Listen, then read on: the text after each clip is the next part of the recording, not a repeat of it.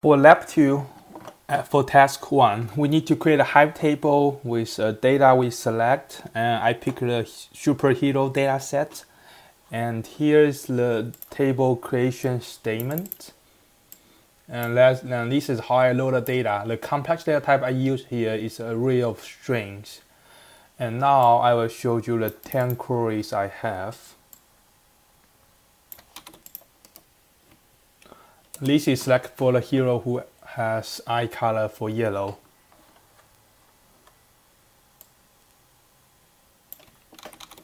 And these are the output. This will give the gender distribution for all of the superheroes.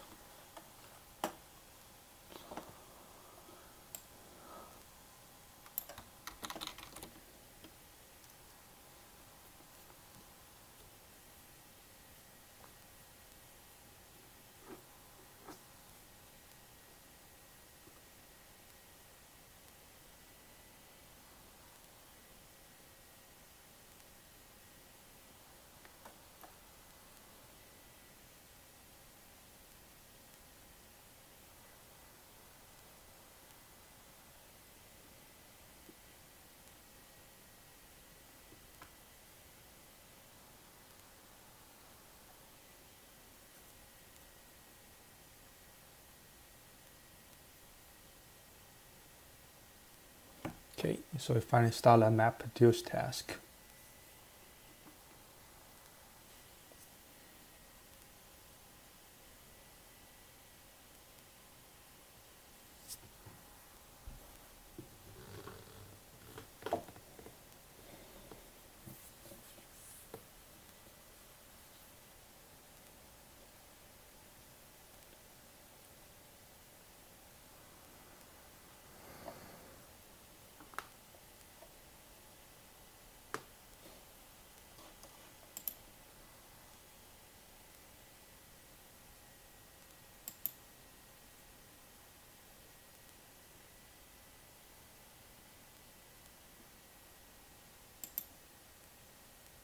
Okay, so that's the gender distribution. The one with dash means there's no data there. That's how they have in the data set.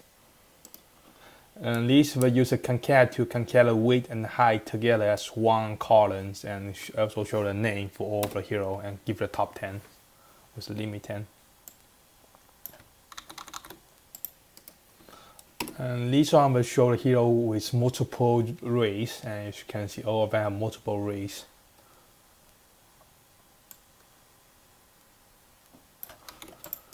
This query will get a female hero whose alignment is good and with no hairs, and that's only once.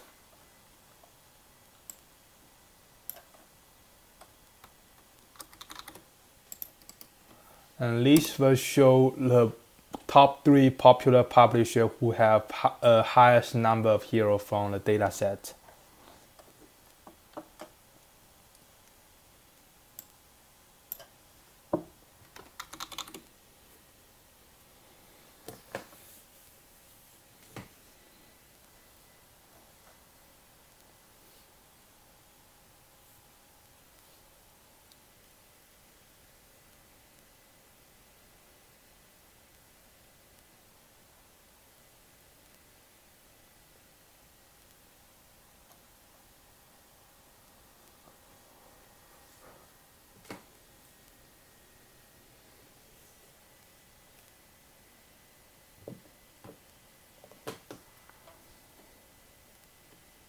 And these tests have 2 phases, so it's finished the first one, running the second one right now.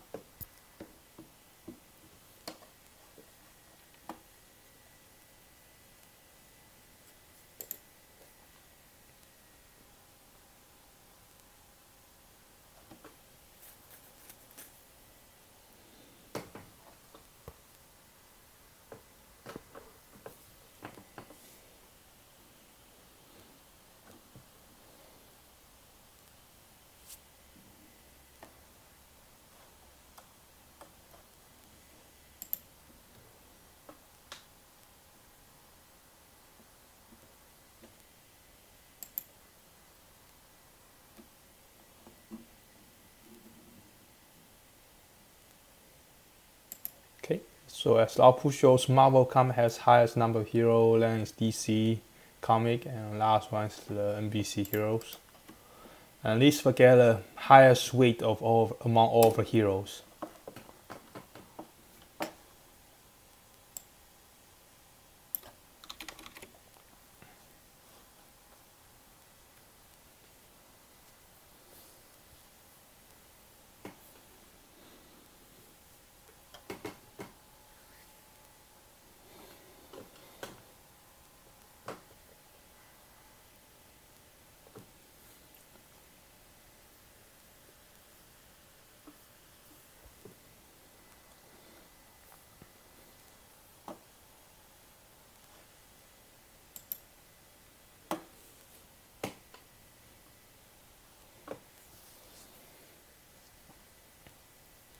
Okay, so let's make highest weight among all the heroes. Now let's get the hero's name and height. So that's the hero's name and that's the height for the particular heroes. The next one is to search over a hero whose name begins with box. And that's all of the heroes with name begins with box.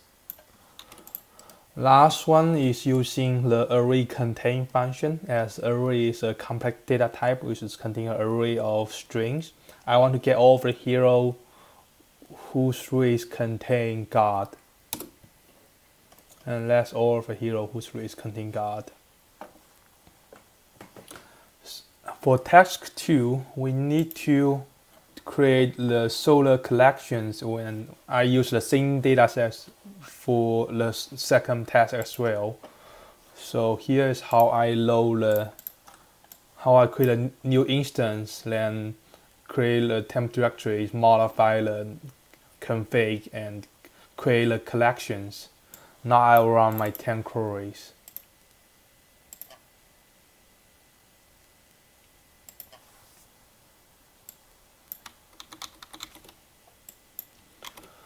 So this one will show the hero whose name begins with box, and that's the execution times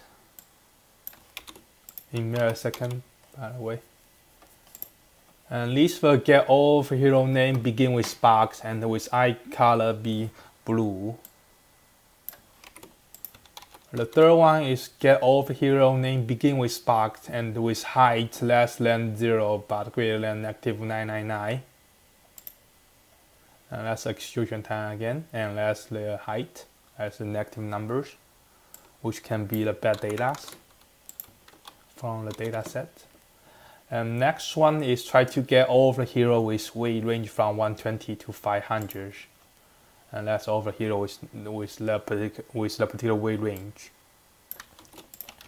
Next one is try to get all the hero with alignment be good and no hairs and gender be females.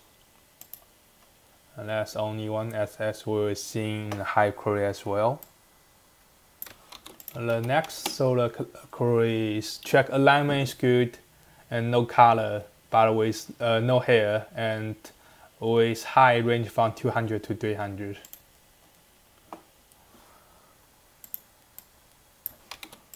The next query is try to check the race containing the word God and end with eternal. And alignment is good. So what I did here is I do the alignment equal to bad, but I add a not at the beginning, so we negate the queries. And that's the output result. As you can see, the race contain God and eternal, and the alignment is good. The next one will try to get all the hero with height from 0 to infinity and the weight from 0 to infinity. Basically, remove hero with negative weight and height.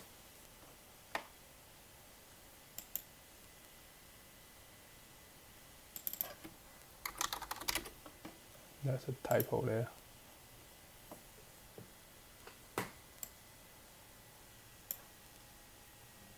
Oh, that's a typo here.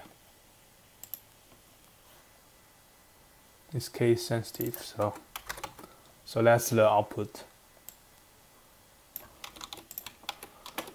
Okay, next ones is basically get all of the hero with no data. In this case, the data show no data as dash. So the hero with no data for eye color, race, hair color, and skin colors. And that's the output.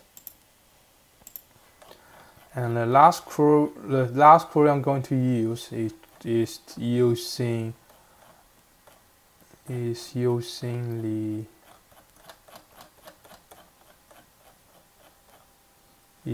the primitive search. So I will try to search a hero with containing word background, but allow 2 actual words so they can find all of the hero with 2 more actual words. So find these ones, find these ones, and find these ones as well because that's only 1 word. So that's all of the tasks for 1 and 2. For the task 3, I need to using the Cassandra to implement one of the user case showing the class, and I will need to fire up the Cassandra real quick. 1 more second.